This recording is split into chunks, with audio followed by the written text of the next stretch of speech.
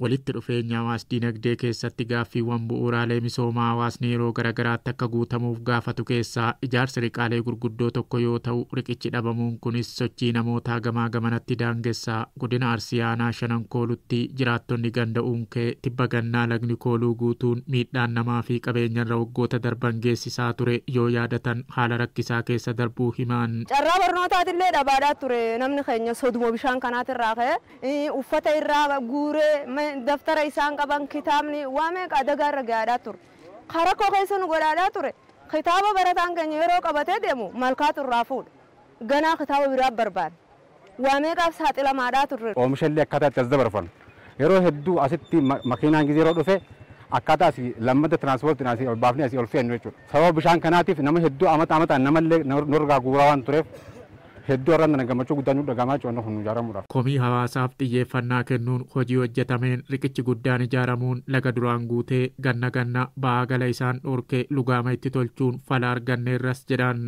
Yeroo gabaabaa kana keessatti dhufee riqicha haga kana gahu balaa meeqanurraan ga'e kana furmaata nuu kaa'uu kana seedaa dadhabeetii miti haguma maduraatu maaliif nutti usee kan jedhu dhugatti nu ajaa'ibsiise.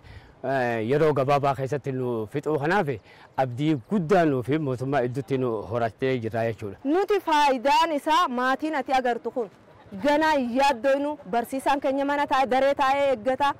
Animmoo haati isaanii ilmoo ollaa bishaan fuudhe dirmachuun narraa hafe jenneet. Barnuu dhiisii warri aanaa keenyaa rafaniin bulan gaafa duraa asirra dirmataadhaa turan.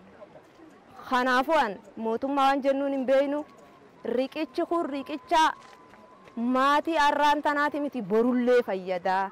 Bulchaan aanaa Shanan Kooluu obbo Ismaa'eel Ibraahim aanichatti humnaa fi qabeenya jiru qindeessuun fayyadamummaa hawaasaa mirkaneessuuf piroojeektoonni bu'uuraalee misoomaa baajeta idilee hirmaannaa uummataa fi deeggarsa dhaabbilee garagaraan hojjetamuun hawaasaaf tajaajila kennaa jiraachuu dubbatan waadaa uummataaf galame gochatti jijjiiruun fayyadamummaa hawaasaa dhugoomsuuf kutannoon hojii hojjetameen riqicha laga Kooluu irratti ijaarame yeroo itti xumuramuuf karoorfame dursuun ji'oota 7 keessatti goolabuun rakkoon jiraattota gandichaa furmaata argachuu himaniiru.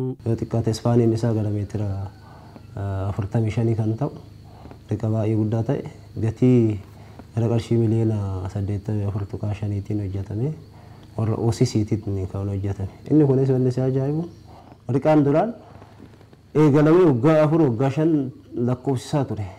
Aanaa keenyatti garuu baruma eegale ji'a 7 keessatti kan dhume riqaan kunis xumuramee eebbisiifne walharkaa fuudhisa goone amma tajaajila kennaa jira. Lagni Kooluu duraan jiraattota aanichaa oomisha isaanii gabaatti dhiyeeffachuu fi ijoollee isaanii barsiifachuufis gufuu ta'uun isaan dararaa ture. Yeroo ammaatti riqicha ijaarameerra ofii gaditti ilaalaa yaaddoo malee irra ce'aa jiraachuuttis gammaduu dubbataniiru.